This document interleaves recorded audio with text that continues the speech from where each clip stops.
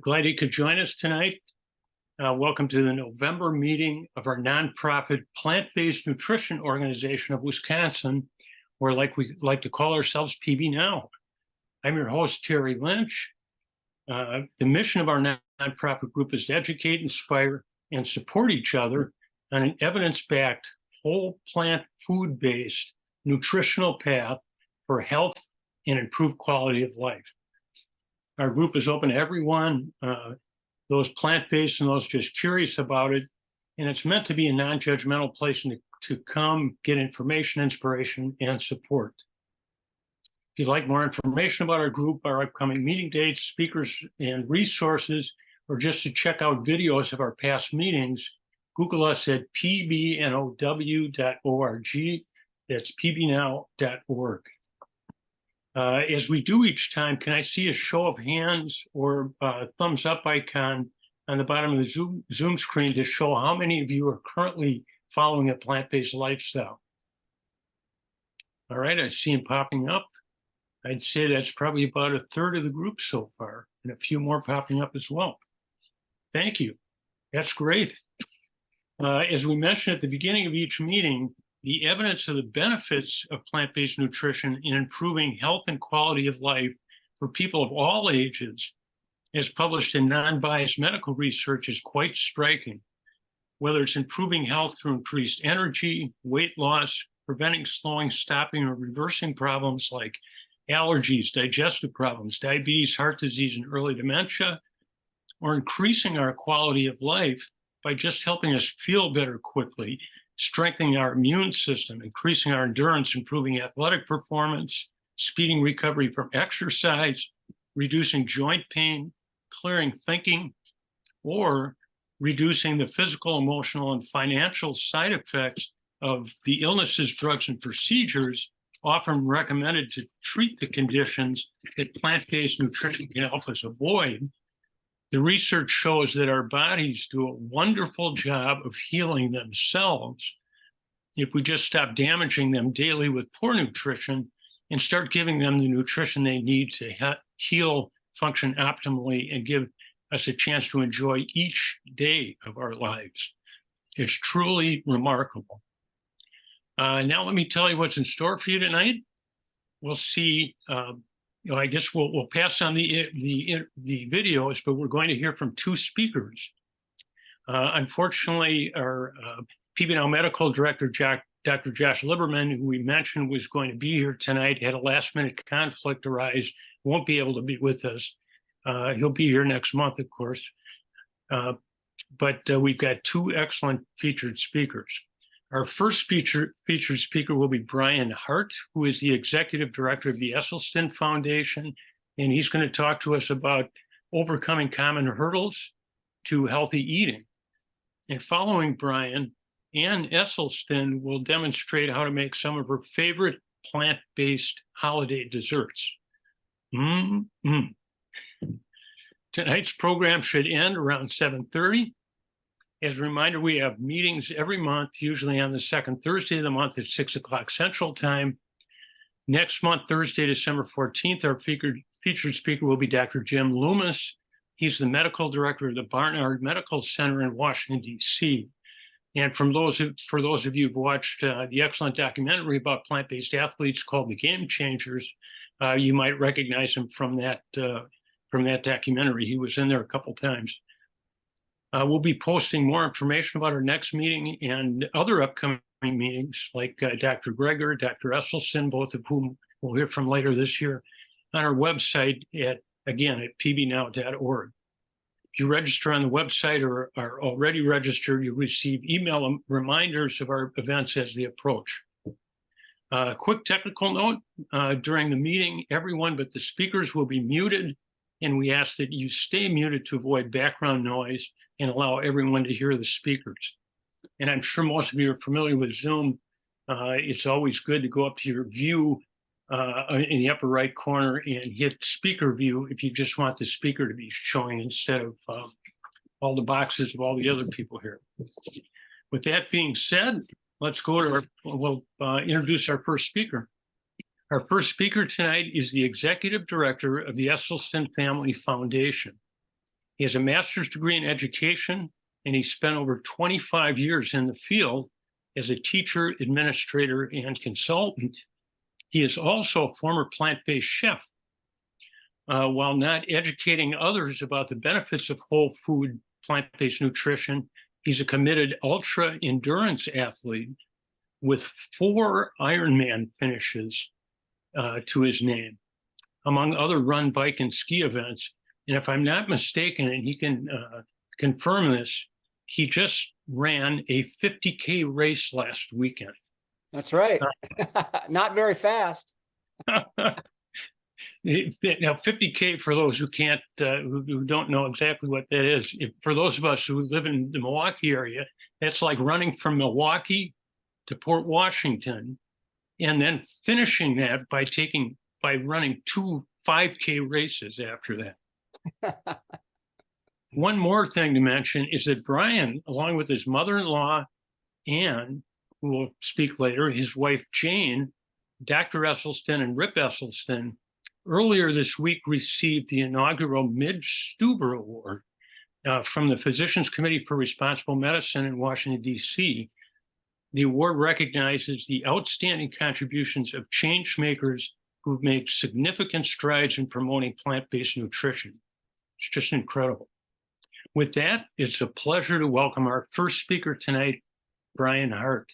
Brian? Hey, Terry, thank you so much. It's always an honor to be back with PBNOW, Plant-Based Now. I love that. So I'm going to go ahead and spotlight for you. There you go. Uh-oh, my dog just got a hold of a squeaky toy. Right. And do you mind grabbing that squeaky? All right. So, yeah, so we're going to start off talking about how did we get here and common hurdles to plant-based eating. And then Anne and I are teaming up. Jane is out of town. Jane's on the road. She's in Delaware tonight speaking to a group of people. And so Anne and I decided we were capable of teaming up and doing a food demo together. So we're really excited. This is the first time that Anne and I have been solo on a food demo, but I am making probably my favorite plant-based dessert.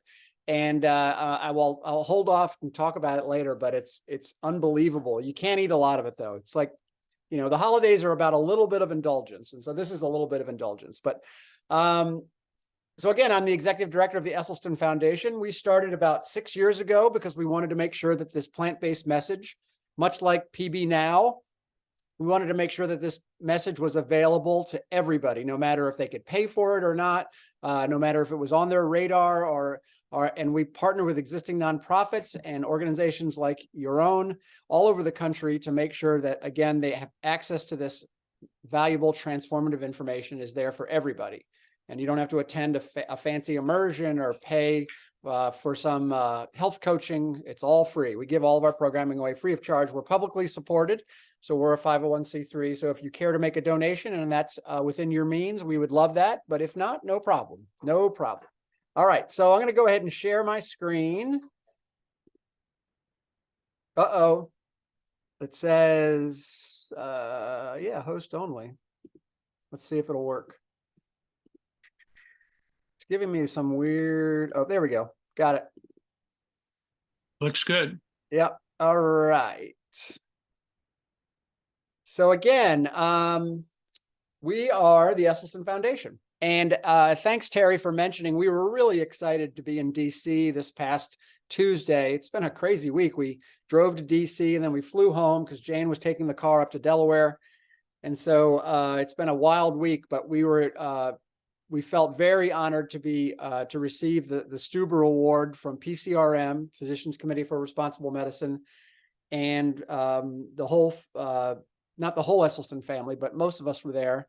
And it was just a wonderful event with about 200 people in the National Press Club. And we stayed in a gorgeous hotel right next to the White House. It was really amazing. So we feel very honored.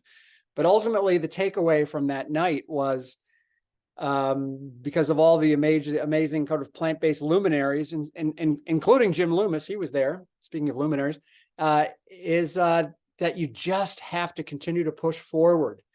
Even when there's friction. And if you think about Dr. Neil Barnard and Dr. Esselstyn and Anne and Jane and Rip and all the work that they've done pushing forward even when there was friction. And just remember that people are watching what you're doing, and within your own families, the microcosm, or amongst your friend groups and your communities, just continue to do what you do by just being a good example. People watch what you do, and ultimately we're slowly but surely changing what's going on. So keep up the good work.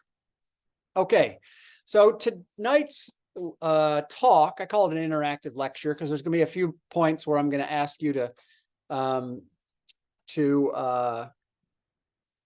weigh in. Let's see if I can get the chat box up so I can see it. I want to be able to see the chat box. There we go. I'm going to ask you all to weigh in with a few answers just to keep everybody awake. Okay, so the essential question we're trying to take a shot at tonight is, first off, is why do we often make unhealthy food choices? And for those of you who've seen Dr. Doug Lisle speak, this is going to be a little bit of a review, but because much of the stuff from this talk really is inspired by Dr. Doug Lisle. And but I still find it amazing. I've probably seen Dr. Lisle speak, I don't know, 25 times maybe. And every time I listen to him, I'm captivated by what he has to say and the new insights that he has. So hopefully you'll find the same with this talk tonight. So just a quick reminder of some of the crazy statistics out there. And if you've been following the news, the New York Times had an amazing article last week about teenagers getting gastric bypass surgery, which is just astounding if you think about it. I mean, to be 16 years old and to weigh 300 pounds and to need to get gastric bypass surgery, that's the situation that we're in right now. And then, of course, the FDA this week, as many of you probably know if you were following the news, approved Ozempic, Wegovy, these different drugs, these weight loss drugs, which could be a whole separate presentation. And it's just wild where we are. So just a reminder, 2/3 of adult Americans are considered to be overweight or obese. 2/3 among young people, 2 to 19, 1/3 are roughly considered overweight or obese. And research suggests that 1 out of 3 adults in our country is diabetic. And of that group, only 9 of the 10 people don't even know they're pre-diabetic. And that reminds me of a personal story. I am currently doing an internship because I'm getting my master's degree, another master's degree, and I'm getting it in social work. And I work with a couple of people at this place where I'm currently working, this addiction and recovery center. And one of the young guys who's probably 24 years old just told me, hey, man, I'm pre-diabetic. What should I do? And so younger and younger people, we used to call diabetes, type 2 diabetes, adult onset. And now it's going all the way down to kids. And it's just crazy the situation that we're in this country. This is a statistic I had to re-examine to make sure I wasn't misreading it. But a study that came out of UCLA in 2016 found that 50% of Californian adults are pre-diabetic or diabetic. 50%. Think about that just in terms of the cost, not to mention the health cost, obviously, but just the cost in general to public health. And then, of course, as many of you probably know, heart disease is the leading cause of death in the United States. About 600,000 people a year die of heart disease, to the tune of $108 billion that we're spending a year to treat people with heart disease. And if you add up those deaths, just to put it in perspective, if you add up all the American service member deaths in World War I, World War II, Vietnam, and Korea, you get to be about 600,000. So that's just to put that into perspective. And I love this graphic. Roughly in my lifetime, I was born in 1966. So roughly in my lifetime, we've gone from about a 45%, obesity or overweight rate to roughly 75%. And so what in the world is going on?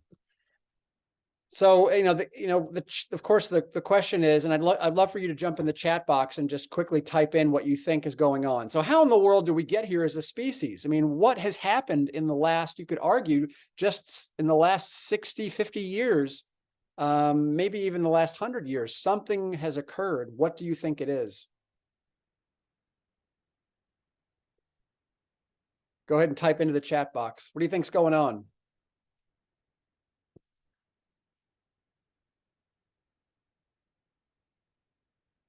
Easy access to food, says Grace. The diet of kings. Convenience food. Processed food. Too much indulgence. Processed food and drinks. Over-processed foods. Inactivity.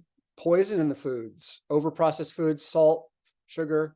People are confused about healthy foods. Yeah, all these, I think you're right. Processed foods, agriculture, change in diet, fast food. Excellent, excellent. All right. So official shout out again. I want to give a shout out to Doug Lyle. He's an evolutionary psychologist from the university. He studied at the University of Virginia. He's now a lecturer at Stanford. He also teaches statistics. And he's the director of research for the True North Center in Santa Rosa, California. And he wrote a book called The Pleasure Trap, along with a guy named I've suddenly spaced his name. Alan Goldhammer was his co-author. And so they asked, in The Pleasure Trap, they asked this brilliant question, which is, biologically speaking, what's the goal of life? As biological creatures, what are we supposed to do in our lives? What are we driven towards? And a shark is a pretty basic life form. So when a shark's swimming around in the ocean, what's on its mind most of the time? And it's really two things. One is to survive, and that's wired into its brain. It's the hard drive of a shark, as it is the hard drive of a human and every other living thing, is to survive. The second thing is to procreate. Those are really the only two purposes that we have on the planet. To cook it down to the very, very basics, right? And so we're driven, like so much of what our brain does. And remember, the brain is a survival organ.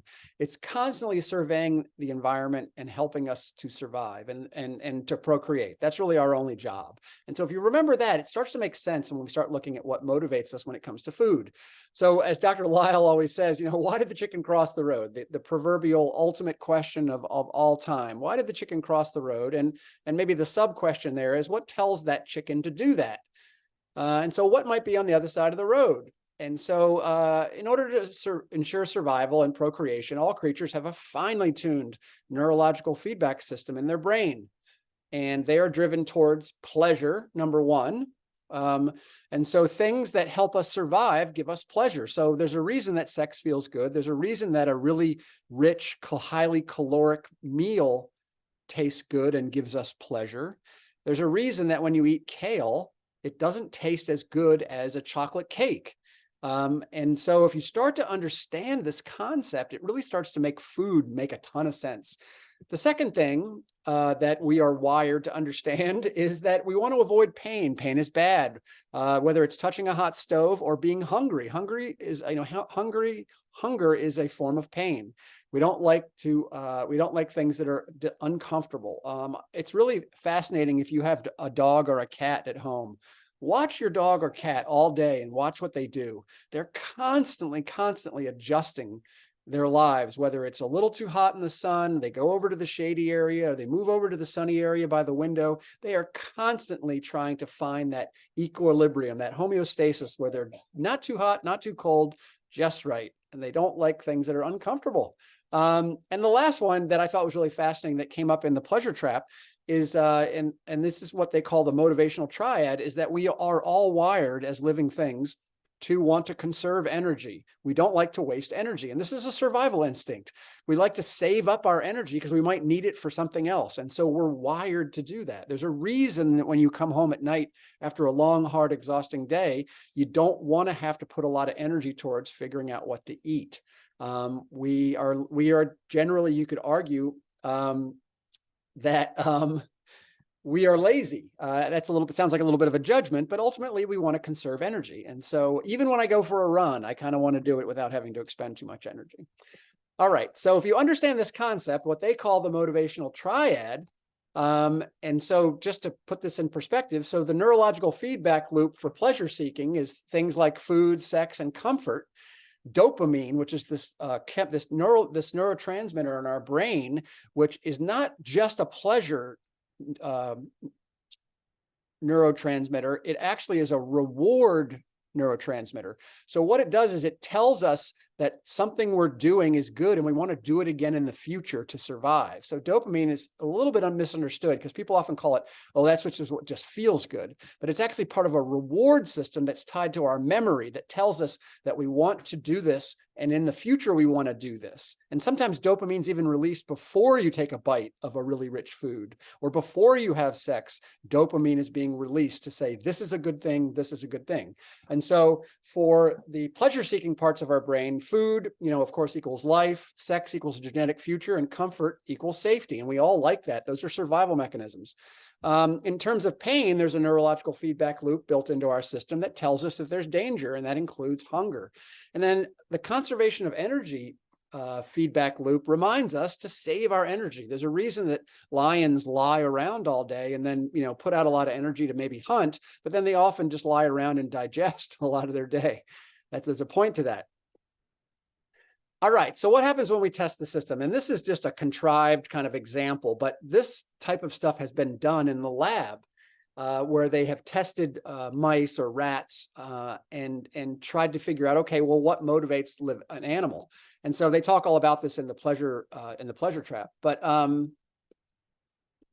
so let's say we've got an open field. There's a cage. There's a magical cage we've created, and it opens up on two sides. And out one side, there's an open field. And out the other side, there's a cat. So what's the male mouse going to do? So, of course, I'm sure this is a little simplistic here, but of course, the mouse is going to go towards the open field and away from the cat because of pain avoidance, danger, danger, danger. We need to survive. So that's part of a survival instinct. So what happens if we've got a room full of mice out one side of the cage when it opens and one female mouse that's ready for action, we'll say, in heat? I don't even know if mice go into heat, but let's just say there's a female mouse that's ready to procreate, ready to mate. What's the mouse going to do? Well, of course, the mouse is going to go towards the female that's ready for action, not towards the room full of mice. Not that he couldn't find a mate in that room full of mice, but because of pleasure seeking and energy conservation. Remember, the mouse wants to conserve energy. It's going to go towards the female mouse that's ready for action. So what happens when you've got a bowl of mouse chow as a choice for a mouse and then an open field? So the mouse could go to the open field to find food, but of course, in terms of conservation of energy, the bowl of mouse chow is closer and easier. So the mouse is going to go towards that. So what happens when we've got a bowl of mouse chow and then we've got a bowl of sugar? What's the mouse going to do? So this is where it gets interesting, and it starts to make more sense to us as eaters, as modern eaters. It's a bowl of mouse chow, which mice love, but there's also a bowl of sugar. What's going to happen? Because of pleasure seeking, the mouse could go to either place. It's going to get pleasure from the bowl of mouse chow, but what if it hits the bowl of sugar and tastes that? Its brain's going to go off like a Christmas tree, because sugar is concentrated calories. It is glucose, which, remember, the brain feeds almost exclusively on glucose. So sweet things, we are trained, our tongues are wired, our taste buds are wired, our system is wired to taste things that are sweet in our environment. And so, of course, the mouse is going to sit there and hammer that bowl of sugar. So if you really understand this, you understand why humans make the choices that we do. So what if you've got a bowl of mouse chow as one choice, and then you've got a cocaine drip? And this was actually done in a lab where they took a water bottle that had cocaine mixed into it. And they found, guess what, as no surprise, the mouse, once it found the cocaine drip, it sat there and hit it over and over and over again, even though the mouse chow was right next to it, the cocaine drip. So this is where it gets fascinating, because what drugs do, what cocaine, what heroin, what alcohol, marijuana, cigarettes, caffeine, all these things, they stimulate these pleasure reward centers of our brain. So your brain thinks you're doing the right thing, but you're actually hurting yourself, but your brain thinks it's winning. If you were able to interview that mouse at the point where it was hitting that cocaine drip, the mouse would say, I'm doing everything right, I'm doing everything right, I'm doing everything right, because it's triggering the same centers in the brain as the sugar centers of the brain. So these reward pathways are being lit up in the brain because of the sugar, because it is a reinforced survival experience. And again, the brain is a survival organ. It's always looking for ways in its environment to get what it needs and to maintain homeostasis, that perfect balance so that it feels like it's safe. So sugar, salt, and fat all have similar reward pathway triggers in the brain and in the nervous system. Why is that? Well, sugar, it's just pure glucose. And again, the brain feeds almost exclusively on glucose. Why salt? Salt is critical. It is needed for transmitting nerve impulses, muscle fibers, and maintaining proper fluid balance. I'm sure you all remember back to high school chemistry when you talked about the NaCl exchange, where things move from high concentration to low concentration, and salt is very important in that when things are moving through cell walls. And so it's really important for all these complex chemical and neurological things going on. I mean, we all know what happens in a really desiccated environment. People lose salt and it's dangerous and they can die. Salt actually has the word salary is actually connected to the word salt. Its root words are similar because they used to actually pay people in salt back many, many years ago because it was similar to money in desert environments. And of course, my personal favorite, fat. Fat is concentrated calories. When your tongue tastes fat and when your system experiences fat, it says, get more of this, get as much as you can, because we need to survive. We don't know what's coming. We might have a cold winter. We might have a long time without food. And so fat is concentrated calories. So no wonder it is so hard for us to turn away from these fatty foods. And so again, remember, the dopamine reward system in your body has been built and constructed and tuned using what we might want to call a 10,000-year-old brain. Our brain has not evolved very much past, in terms of 10,000 years ago. So we're still operating with a brain that is designed for an environment of scarcity. And so the challenge of the modern world is that we are now living in societies of abundance, even for people who are impoverished. That's what's so crazily ironic in this system now, is that really, really cheap food, McDonald's, Burger King, all those things, they're so cheap now. But there's a whole separate conversation about why the food is so cheap. But again, to be impoverished and to be obese is such a crazy sort of situation for modern society.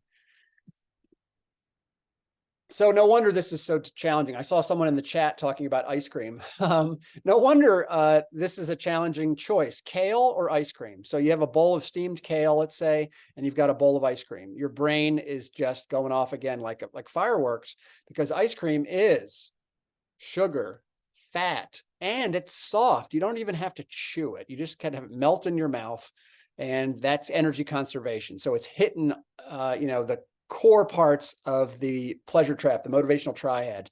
And so every time, and when you eat kale, remember, it's a little bit bitter. You got to chew it.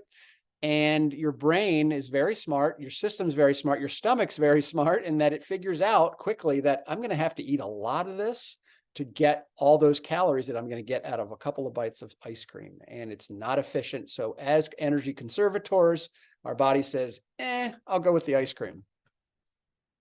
So what are the most popular foods in the United States? Can anybody name the most popular foods in the United States? Go ahead in the chat box and tell me what you think. The top 5 foods in terms of popularity in the United States. Pizza, French fries, pizza, ice cream, pizza. I love pizza, just not with cheese on it. Cheese, someone says. Chips, burgers, tacos. All right, let's see how you did. Number 1, hamburgers. So what do we got? Salt, sugar, fat. Well, the sugar's, on all the sauces that go on it, the ketchup, of course. Hamburgers, salt, sugar, fat. Hot dogs, number 2. Salt and fat, and then depending on what you put on it, sugar, pickled relish and all that stuff. Number 3, pizza. Nice job. Everyone got that one. Pizza, salt, sugar, fat. The sauce has got lots of sugar in it, or it's sweetened. Salt, sugar, fat, and depending on what we put on it. 4, soda and soft drinks. I mean, that's just pure sugar. We just love our soft drinks. I'd say if there's one thing I could do, if I could wave my magic wand and get Americans to stop doing one thing, it would probably be drinking soft drinks. It's just so insidious. It's just empty calories, so much sugar, so many calories. Number 5, French fries. So we take potatoes, which are actually quite healthy, as you know, And we deep fry them, which soaks them up full of fat, and we load a bunch of salt on top of them. And then we dip them in ketchup, which is sweet. So salt, sugar, fat, salt, sugar, fat. So what's changed about our food system? Dun, dun, dun, dun. There you go. In the last 50 years, it's pretty incredible if you think about it, the rise of this fast food culture that we live in. Remember, there's not one of these companies is worried about your health. What they're worried about is their shareholders and making a lot of money. And there are people with multiple PhDs who are spending all of their time in the lab figuring out what they call a bliss point. It's a point at which the combination of salt, sugar, and fat in the food is so perfect that it gets you so you can't really turn away from it. I mean, how many people have ever had one Dorito? How many people have ever had, one French fry at McDonald's? And it's just insidious. We have a food culture in this country that is literally killing us. You all know this, but it's just important to remember what these companies, and many of them actually, some of the companies had links to the tobacco industry, which is another separate conversation, but the tobacco companies knew nicotine was addictive many, many years ago. That's been proven. And the food companies know this food is addictive. They're trying to make it addictive because it's about making money. So what's your pleasure trap? I always say, it's good. It's kind of like Alcoholics Anonymous. So, hello, my name is Brian. I'm a tortilla chip addict. For sure, my pleasure trap is tortilla chips. I'm a salty guy in the sense that sweet, I can pass by sweets if they're up for grabs, but salty chips or something, my favorite. So think about it. What is your pleasure trap? Whether, like, for my wife, if she was here, she would say it's chocolate.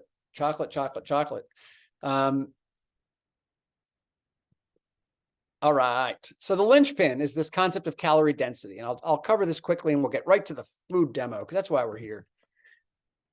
This is a chart by Jeff Novick. Many of you have probably seen this. It's calorie density. This is really what it's all about. So there's a couple of reasons we love fruits and vegetables and whole grains and legumes is because they are not calorie dense. So this chart shows calories per pound.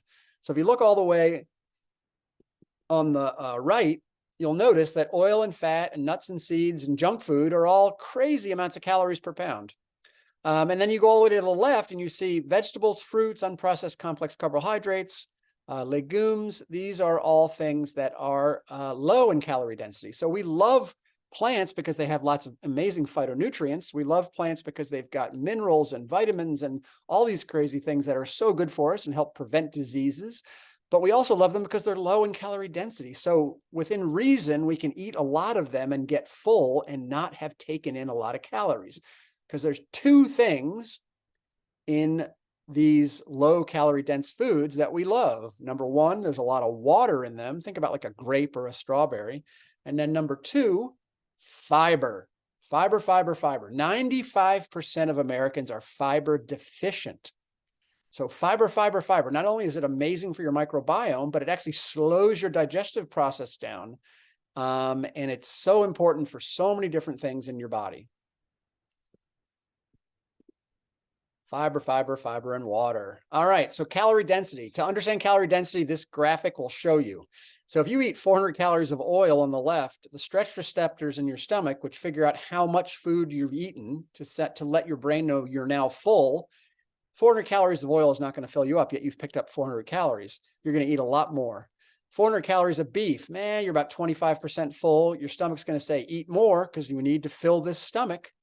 400 calories of beef, but look at 400 calories of vegetables. You're going to be stuffed because look at all the volume because of all the water and the fiber. Your stretch receptors are going to say, I'm full. We're going to stop eating, but you've only consumed 400 calories. Where if with the beef and the oil, you're going to want to eat a lot more. So here's a real world example. For those of you who maybe in the past have loved your Java chip Frappuccino at Starbucks, 600 calories. So a Java Frappuccino has 600 calories. So, and is it going to fill you up? Of course not. It's liquid. So liquids don't fill you up, generally speaking. You have to drink a lot of them to get full, and it passes really quickly. So you're going to be hungry soon. So you're going to take in 600 calories. So this is why I see these, especially these teenagers walking out of Starbucks with these enormous Java chip Frappuccinos, and many of them are looking kind of overweight or obese. And I think, well, of course, of course. Not to mention you're hammering your system with all that sugar, caffeine, and a pint of strawberries, 120 calories. That's going to fill you up. I mean, I could eat a pint of strawberries, but I'm probably going to be pretty full when I finish them. So that's the perfect example there. Keep that in mind, calorie density. So what do you got to do? You got to be patient. We call it neural adaptation. This is the term that refers to the process of our senses getting used to sensations because of the way our sensory nerves and brains interact. Hot water is the best example. When you first get into hot water, a hot tub, it feels really hot. You don't think you can even stand it. And then after a couple seconds, your body adjusts and then it's fine. Unfortunately, in the modern food system, our taste buds have been maladapted to this, in what we would call an industrialized diet of high sugar, salt, and fat. So when you start to change from the standard American diet to a whole food plant-based diet, you're going to reduce your pleasure. And just remember, at first, it's not going to taste as good. You've got to let your taste buds adjust. So at first, when you start this diet, the right things can feel wrong and the wrong things can feel right. So just remember that. It's just like drugs. It's just like getting off alcohol or heroin, if you will. It's the same experience. You've got to just let your body and your dopamine reward system readjust, and that can take some time. So how do you beat the trap? You got to know your enemies. You got to know that artificially enhanced foods in modern culture, as much as I love modern culture for a lot of different reasons, when it comes to food and health, I don't like modern culture. We sit too much. We eat terrible foods. And so just understand know your enemies. Go cold turkey. Dr. Esselstyn is not a fan of, say, meatless Mondays, and then every other day of the week you eat poorly. You got to break the addiction. And that means, just like in Alcoholics Anonymous, they don't say have a couple of drinks every day, back it down to 1 drink a day. They say stop. You got to stop just to break the addiction. Your taste buds have to readjust.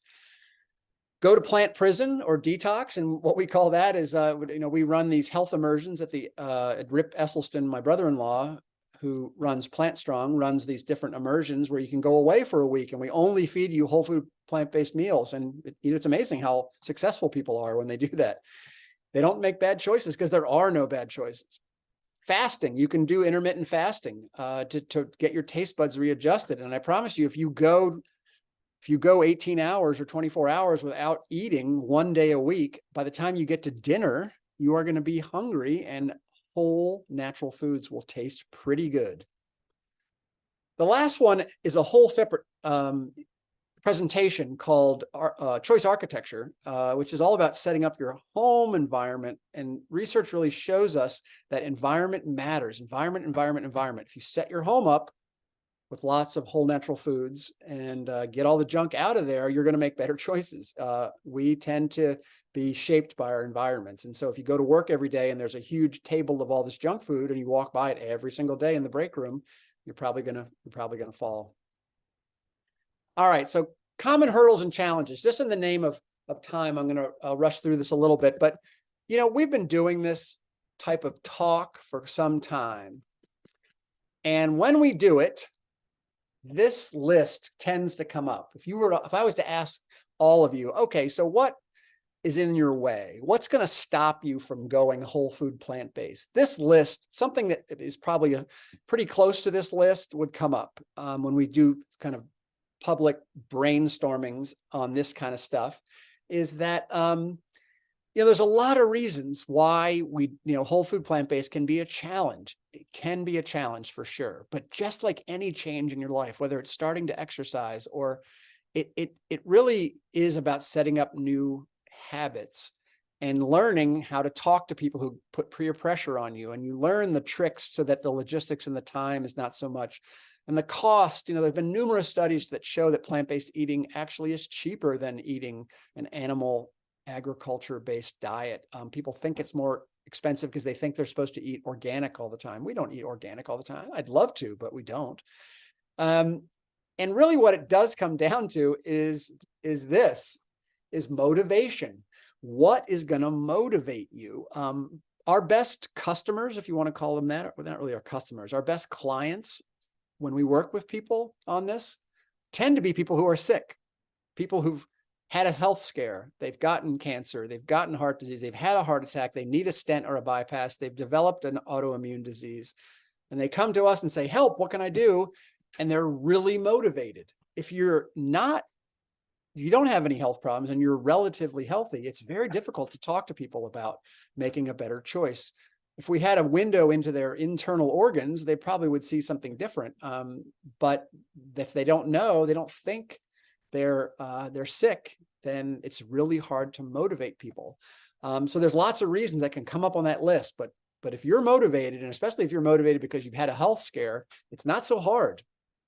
And you get more know-how as you go. The big ones in red: family, time, logistics, peer pressure, know-how, and cost. All those things kind of drift away once you get used to it and you just get into it. And it can be hard at first, but if you ask anybody who's been doing it for a while, you get so good at it. And there are so many amazing tools out there now that can help you, whether you're talking about just the internet or Amazon or Whole Foods or just all the recipes that are online. It's not hard anymore. And so how do you find motivation to overcome these common hurdles, these things that get in the way, that really make us think that we've got so many, we're pushing that boulder uphill? Is you've got to find your why. And when I say that, I want you to really think about this. So why in the world are you doing this? And I always think of it as like, okay, what would I have tattooed on my arm if every morning I woke up and I looked at it and I was trying to stay motivated to be whole food, plant-based? What would it be? And that ultimately is what's going to make you stick to this, because it is tough at times. And so what is your why? It's a deep purpose, a cause, or a belief that drives and motivates you. It helps you escape the trap of what you think you want now, which would be something that is tempting you, versus what you want most, which is a long, healthy life full of vibrancy. And it clarifies for you and others, if you get pressured, why you're doing what you're doing. And so for some people, this is some of the lists that people have come up with. I want to be active my whole life. I don't want to be a burden to my children. That's a big one. That's one that Jane and I have talked about a lot, which is, again, like, I don't want to spend the last 10 years of my life hooked up to a bunch of machines and having my children truck me back and forth to the hospital for treatments, which I see happen to so many of my friends whose parents are now in that stage of their lives where they're very sick. My own father has prostate cancer right now. I'm going to visit him in December, and he lives in Philadelphia. But that's what his life is now. He goes to the doctor. He's on a chemo regimen. He's on some trial drug, and his wife, it's his second marriage. His wife that's what she does now. That's her job, is take care of him. I want to live a long, healthy life. I'm sick and tired of being sick and tired. I hate falling prey to food industry lies. My grandkids, I want to be there for my grandkids. I want to be running around in the yard with my grandkids instead of sitting there with a nasal cannula on in a chair as my kids run around me, my grandkids. The planet, maybe you're doing it for the planet. That's a whole separate conversation, right? Maybe you love animals. Maybe it's for the animals. Maybe it's for God if you're a religious person. Maybe it's for your country. Whatever it is, figure out that why. So then this list is, becomes something that you're like, yeah, that stuff can get in the way, but I know why I'm doing this. I know why I'm doing this. And everybody here can, if they find the motivation. So, sorry, let me scroll through here. All right. So you got to find your why. Remember that. You got to figure it out, figure out your main motivation. And then ultimately, I'll leave you with this. This is my favorite quote from poet Mary Oliver. Tell me what it is you plan to do with your one wild and precious life. I think we all want to have the last 15 or 20 years of our lives be full of activity and vibrancy. We don't want to be a burden. We don't want to be sitting around hooked up to machines, taking 15 drugs. This is what happens to most people in this country. They end up attached to all these machines and taking so many drugs that they don't even know how many they're taking anymore. So with that, thank you. And now I'm going to switch the cameras over, and Ann and I are going to dive into our a slightly indulgent dessert presentation. Very indulgent. Okay. Thanks, All Brian. right. Let me just give a little bit of introduction for Ann here too while you're doing Sure, that. go ahead. So Ann is a relentlessly energetic and creative advocate for the plant-based whole food way of life. Is that true, Ann? He's giving you an intro. After earning a master's degree in education, she taught for 27 years while at the same time she was raising 4 children. She's now devoted herself to inventing recipes to prevent reverse heart disease in support of the research her husband, plant-based icon Dr. Caldwell Esselstyn Jr. Has done. She's the author of the recipe section of Dr. Esselstyn's best-selling book, Prevent Reverse Heart Disease. She's co-author of the Prevent and Reverse Heart Disease cookbook with her daughter, Jane Esselstyn. And in addition, with their daughter, they've produced a string of popular YouTube and Instagram content titled Plant-Based with Jane Esselstyn and Ann Esselstyn. They've got over 140,000 subscribers. And I think they're ardent subscribers. I guess you'd call it kind of a cult group, right, Ann? Oh. So she'll be sharing some, your 140,000 subscribers. Is that kind of a cult group? Yeah, it's definitely a cult group for sure. Well, Tonight we'll be sharing, Ann will be sharing some of her favorite plant-based holiday desserts. I'm excited to welcome our second featured speaker with our first featured speaker, Ann Esselstyn. Ann?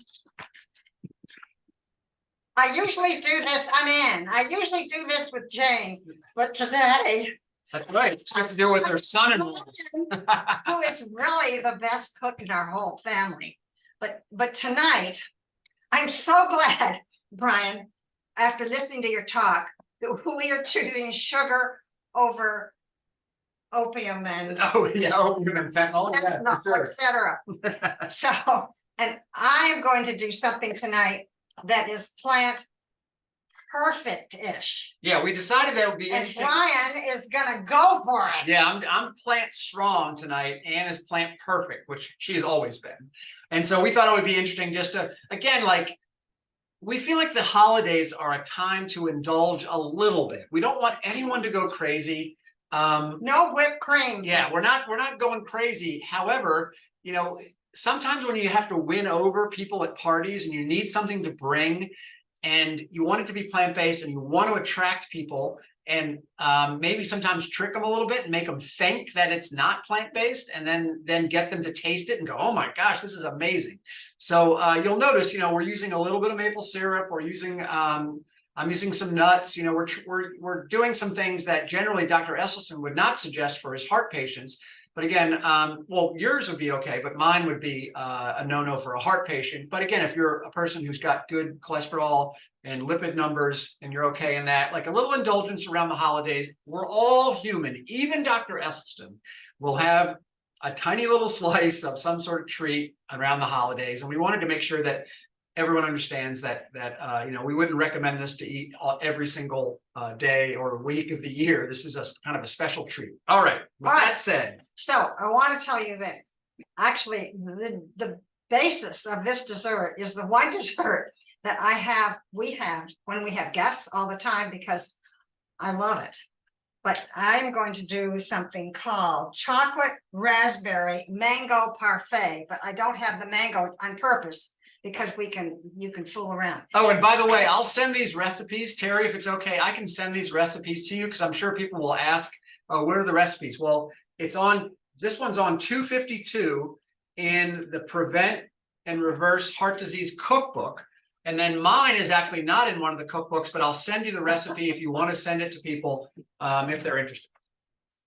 So we start with tofu, and this is Mori new silken. It has to be silken. If you don't get silken tofu, as Jane says, it tastes like cat litter. So it's more like, it doesn't taste like cat litter. I mean, it's the texture is more like cat litter, right? Yeah, and light, firm. I like the light, but so Now, one of the things that has always been my problem, and so I'm doing it on purpose for you tonight, is to open it. Yeah, I And- think a lot of plant-based foods have a Notice packaging issue, don't you think? yeah.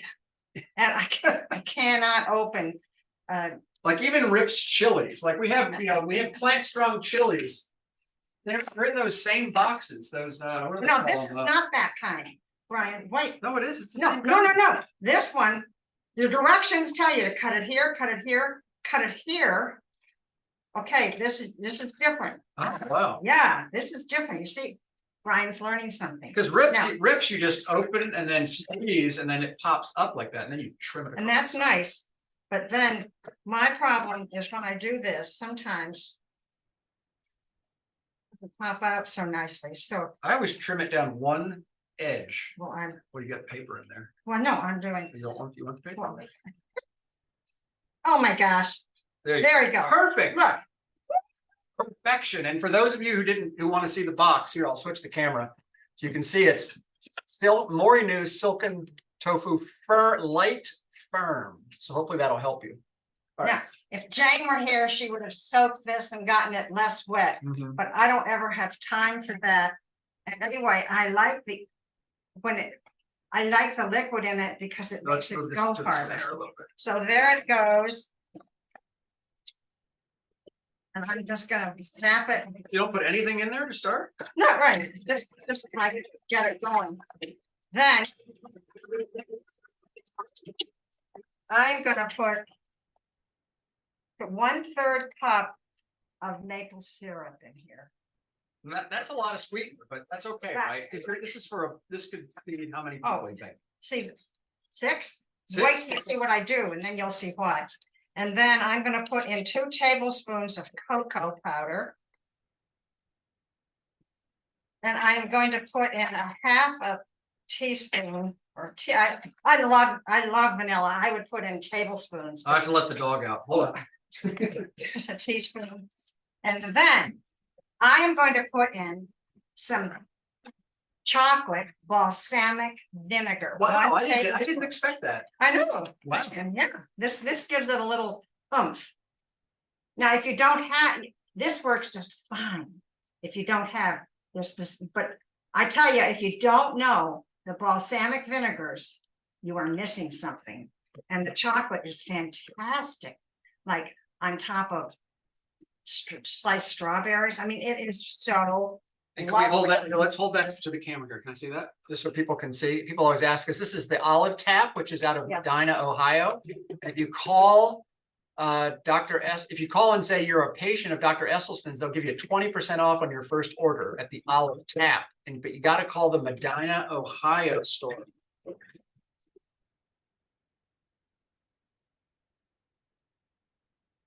Well, that's going. Oh, we're not gonna be able to hear you on Zoom or the Okay. machine. Yeah, So what I'm gonna do, I'm gonna put this into wine glasses. Then can I see what I'm doing here, Brian? if you move the vinegar. Brian is the master on all this.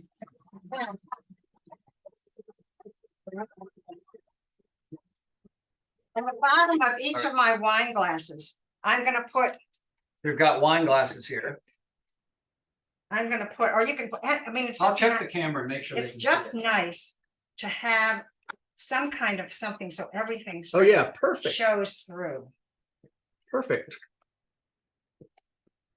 And you can do as many bananas as you need. If you need to make this recipe go farther, just fill it up.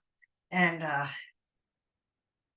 then I am So you gonna can see put, she's put the bananas at the bottom there, line the containers. Now, people, if you bring this to a party, everyone's gonna ooh and ah, ooh, these are so beautiful. And again, wait, they aren't done. They don't even know how beautiful. yet. yeah, I know, you're right, you're right. Yeah, they are, but Brian's, he's right, of course. And then, wait, which is my order? Oh, so next. I have, and I did this a little bit ahead, this is just plain frozen raspberries, just raspberries.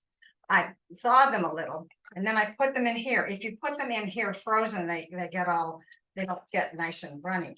So I am going to take a tablespoon and put that in the bottom of each Wow. dish. Yum. Just raspberries. Just raspberry, Brian. There is no sugar. There's nothing. This is just raspberries. Wow. And then I am going to put on top. Now, see, this is where this can be expanded to as many people as you want, filling it up.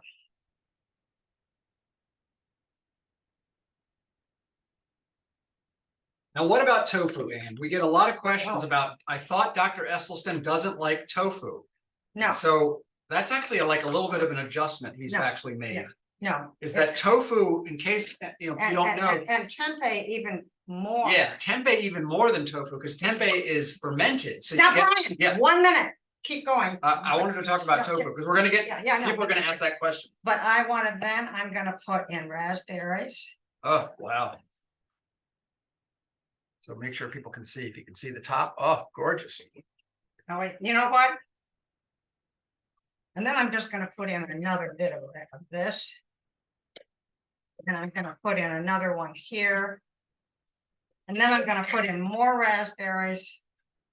And I am not done because on the top is a mint leaf. Oh, that's so Now, funny. isn't You this? know, my dish has a mint leaf on the top and a raspberry as well. No. Oh, Yeah, great minds think alike. that's right. And look at the side too. Isn't that cool? Like Isn't that you can see nice? from the side, I'll use the other camera, but you can see from the side, it gets this nice blended red and chocolate look. But you know what's so nice is that this is not a lot of calories. It's not, it's on the less calorie dense Right. side. And it's just so good. And you can make it, you can expand it. You could put layers of fruit. I mean, it's really pretty with mangoes, and I just had raspberries, so I wanted to use them. And it's sort of Christmassy with Let me raspberries. make sure people can see it. So now Brian is going to do his amazing dessert.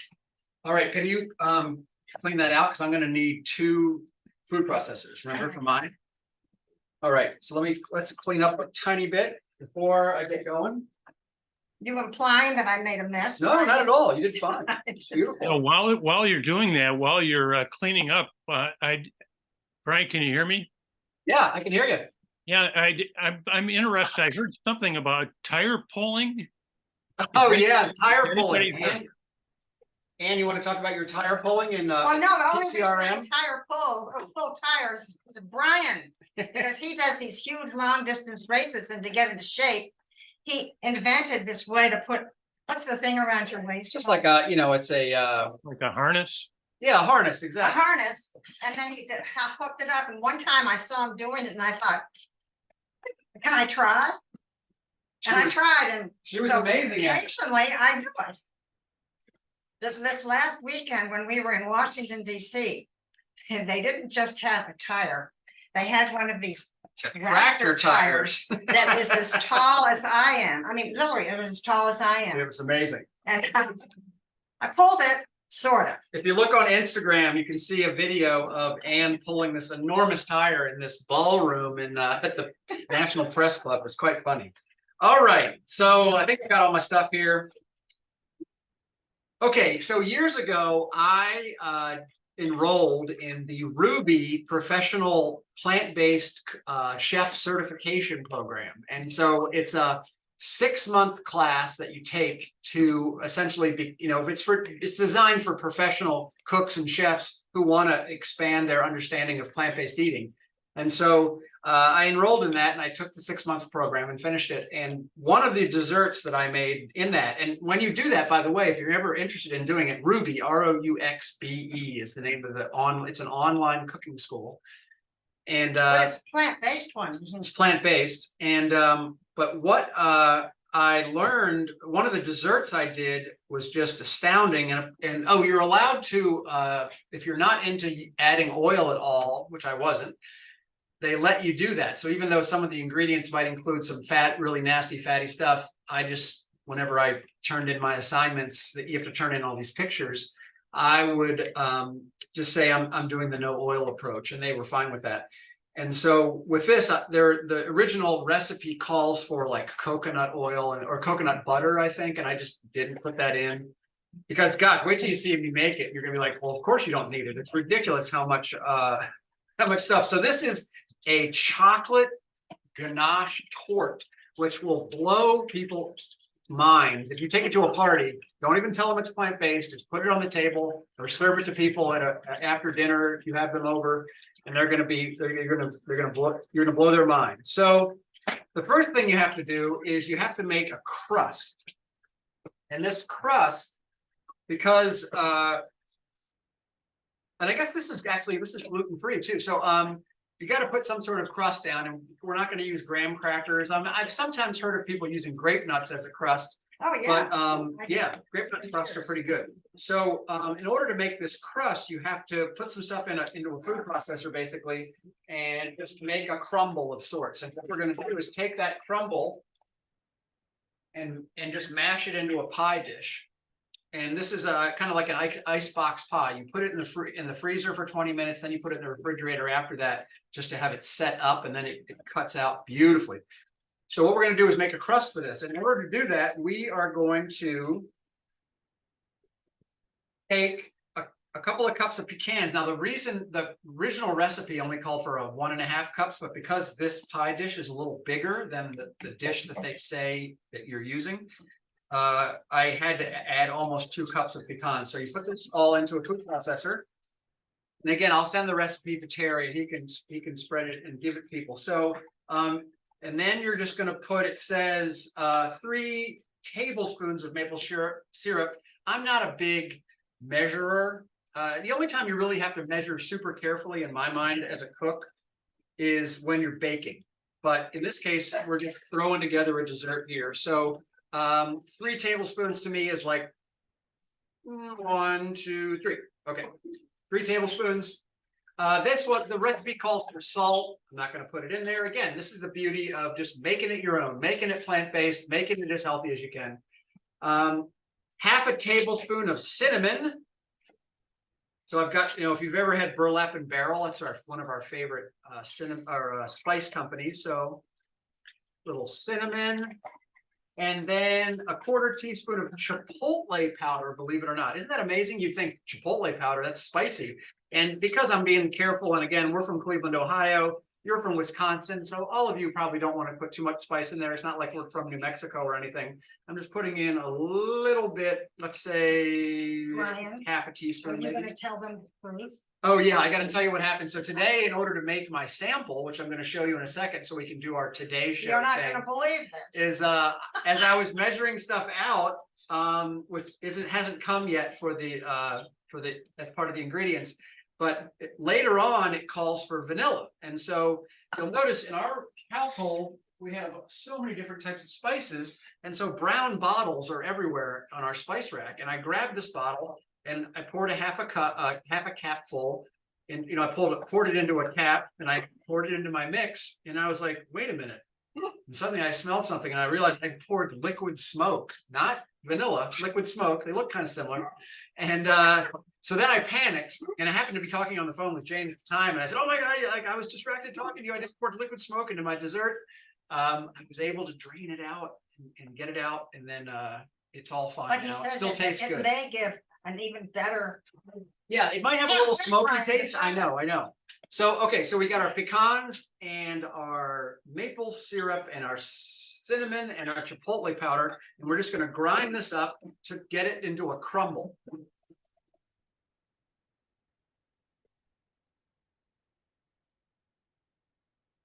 If it needs a little bit of liquid sometimes, because again, we're not adding like any of the stuff, like the nasty stuff that it's asking for, like coconut butter.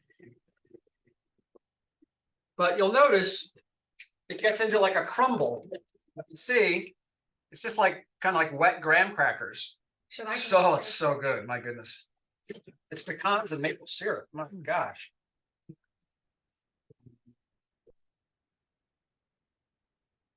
Brian was talking about what his favorite food is. I think mine is pecans. Pecans? Oh, I know. So now we're just gonna get this nice, you can see in the camera, it's like a wet graham cracker. And we're just gonna spread it all over the place. You know the drill. I'm sure you've all made pies before. We're just gonna kind of mash this in. You can see, we're just gonna mash it and try to spread it out. I'm doing a terrible job of it right now. It's like once it sort of gets flat, then it's easier to spread. Yeah, if you want to do that, you're just going to spread it flat and try to get it up the sides a little bit, if you can. Now we got to make the filling. So that was easy, right? Not difficult at all. So now we got to make the filling. Now the filling, again, is a food processor situation. And thank you so much for cleaning the food processor. All right, so now some of you are going to gasp a little bit because it does have almond butter in it. But again, this is a special treat, holiday treat, little indulgence. It's okay. You're going to live. So we've got a half a cup of almond butter.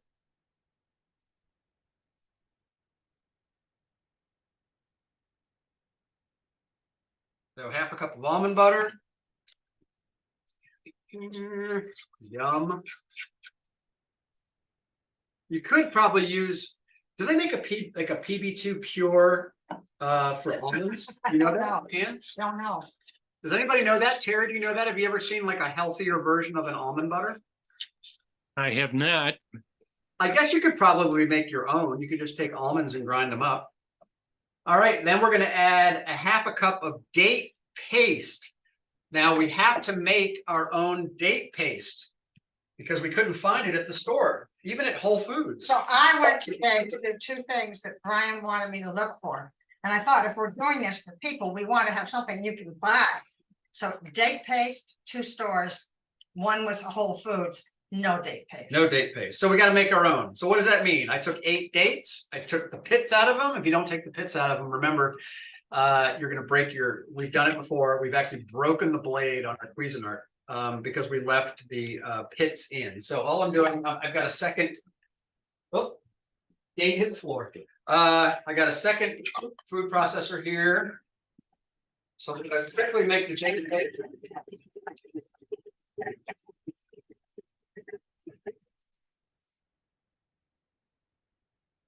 So again, all date paste is just ground up dates.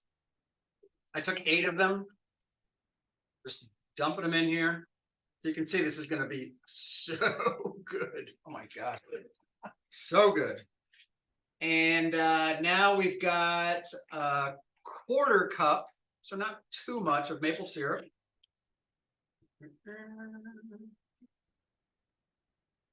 I kind of, yeah, it's about a 1/4 cup, I guess. And a little bit of vanilla, not liquid smoke. I'm just doing a capful, maybe a little bit more because vanilla is so good. And now cocoa powder. Couple cups of cocoa powder. Cups.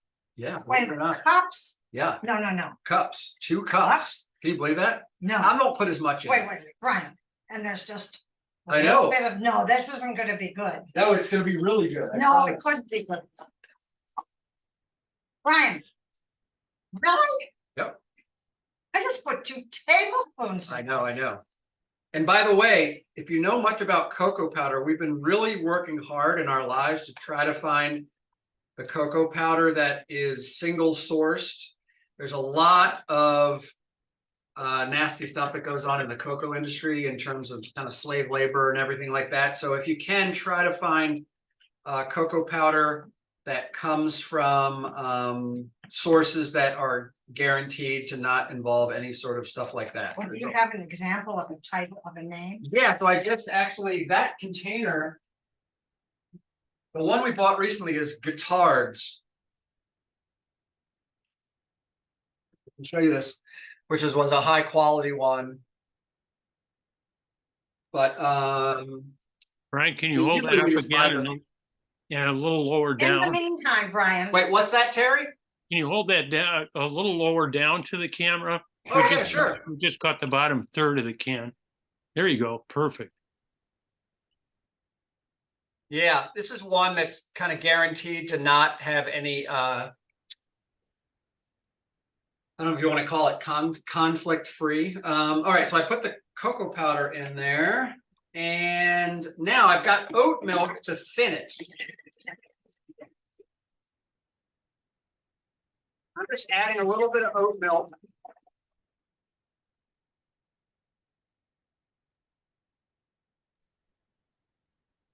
Does it matter if it's oat milk or can it be any? Yeah, I'm using oat milk to thin it down because it's really thick at first.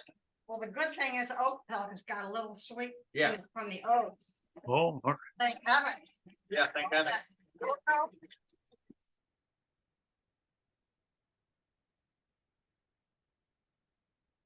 Ah, perfect. At first, it's like dry and it has a hard time going around, and then when it starts to liquefy, then it starts to get amazing.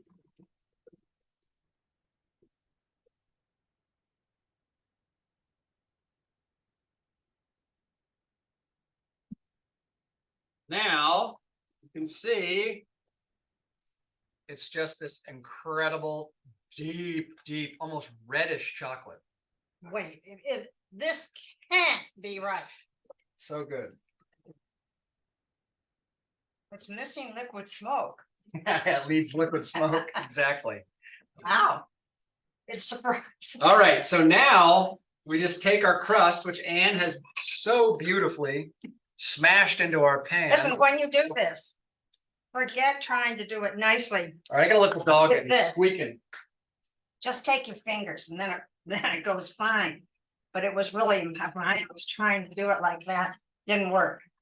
Perfect with your fingers. You know what I did is I took a flat. Brian, your hands are the best. No, but look, once it gets smashed in there, if you take a spoon, Yeah.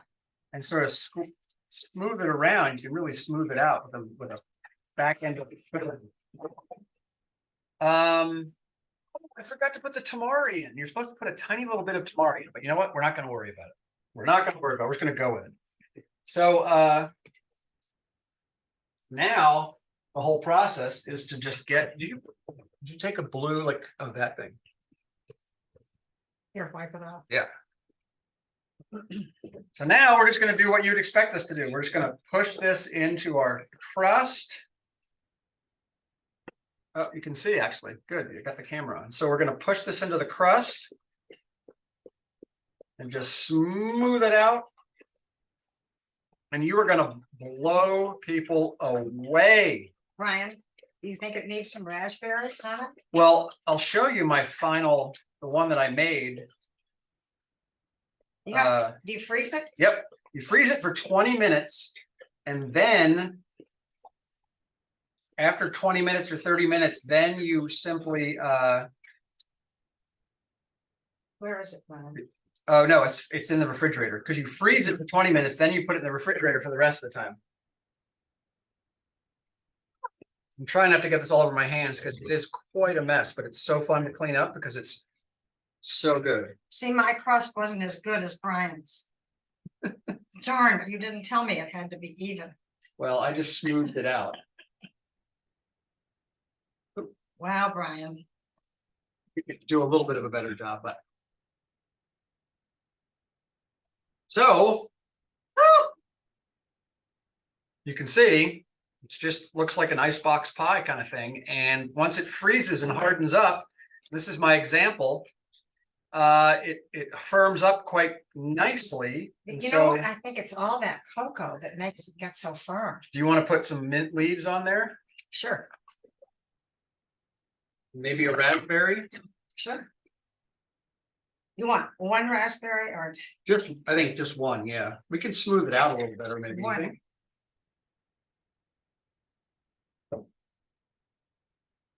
One? Oh, my goodness. Now wait. So good. I like the way you put the mint leaf underneath.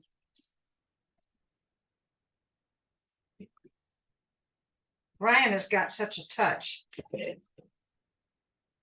That's not as nice as yours. And All right, so by the way, now, Brian, one of the things when you eat my dessert, you need to have it with a little spoon. So I brought little spoons. Oh, for your dessert. Yeah, Okay. your dessert, you need a big All right, spoon. let's slide the one that needs to go in the ice box, and then look, I got us plates. And then we have to warm up this. I'm gonna warm up this knife so it cuts smoothly. So if you warm up the knife a little bit in hot water, then it cuts a little smoother. Let's see if we can do this.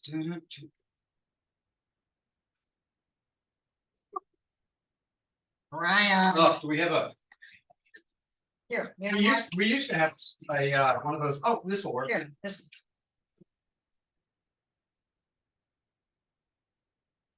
Oh, Oh my gosh, perfect. it's perfect. Wait, there's a little crust in here. There. Oh, Brian, you know what? Are you gonna put something on top of that? I think we need to have something. Ah, yes, excellent. How about some mint leaves?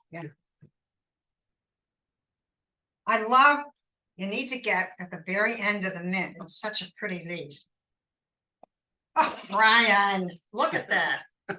Wow. All right, questions. Tara, do you have any questions, or anybody want to ask a question? We're happy to answer it. We're at about our time. Take a look. If anybody would like to ask a question, just type it into the chat. We've still got a few minutes left. If I want to try it. yeah. Well, first of all, can you send those pies out to us? That would be my first question. Can you send the what? The recipes? The pies themselves. Oh, the pies themselves. Yes, absolutely. No, the pies here. Go ahead, try and try. I want to try your pudding. Well, Your what's it called? What'd you call it? Now, We're not Lonnie gonna have to- Lonnie asked to list the ingredients. Well, Brian, you're going to send those to me. I tell you, I have never considered 2 cups of cocoa, and it is amazing.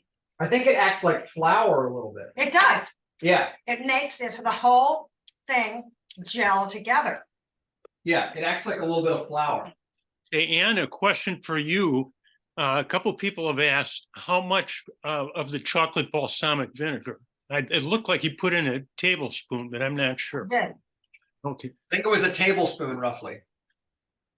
But And Brian offered to send the recipes, so when I get them here, I will email them out to everybody, so you have everybody will get the ingredients and the measurements. Holy cow! I tell you, My goodness. Brian loves his, but I love mine too. And I love it because it's just good. It is. It's so good. And again, back to that concept And I of a little bit of like a slight bit of indulgence, a plant style indulgence.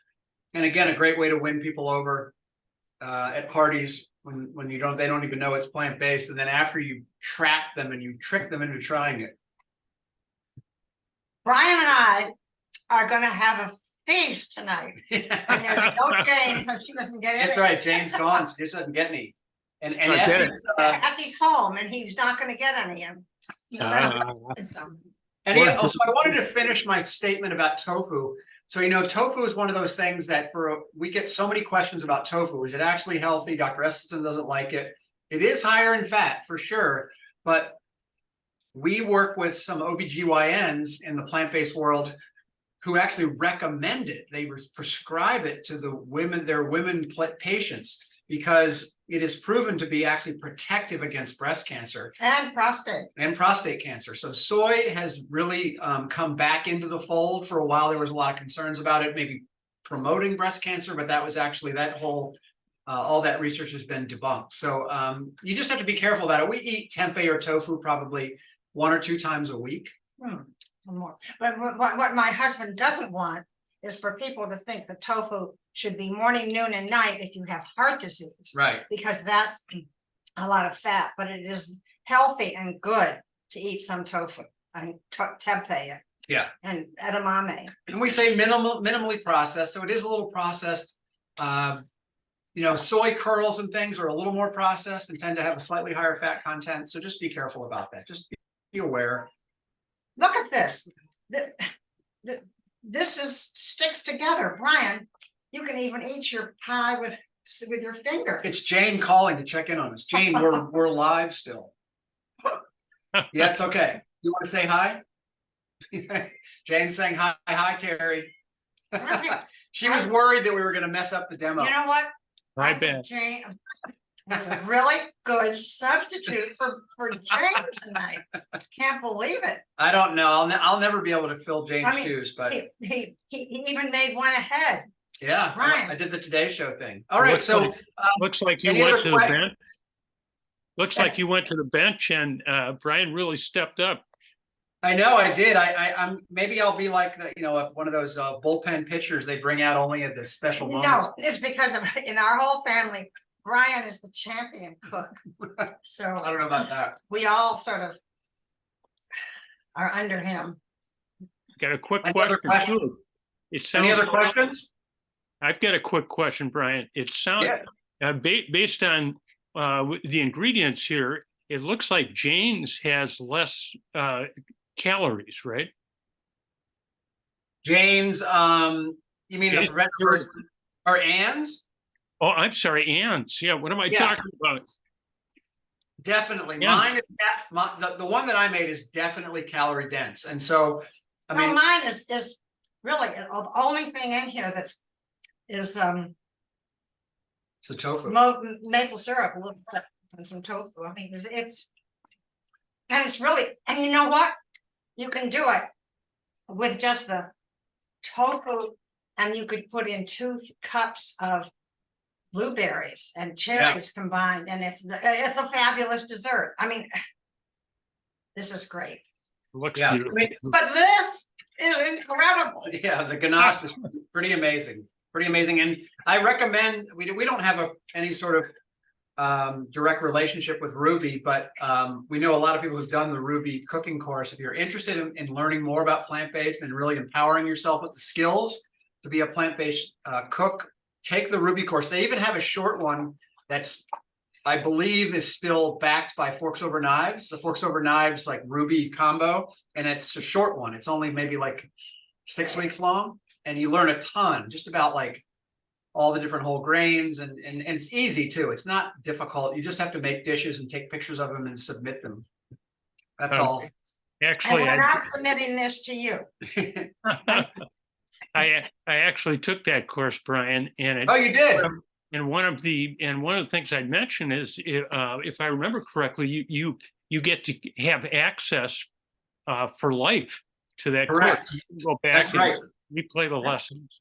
Yeah, you get access to all the recipes for the rest of your life. And the people that started it, Jeff Rubin, I want to say, and then the Sarno brothers, I don't know. one of the Sarno brothers that started it. They're plant-based people who are really pushing the plant-based message and everything like that.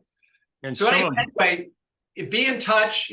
Terry, we love presenting for PBNOW, and we're happy to do more presentations in the future. And hopefully this helped a little bit. And it's maybe a little ironic that we talked about the pleasure trap and then we made 2 desserts that are probably going to trigger our pleasure trap issues.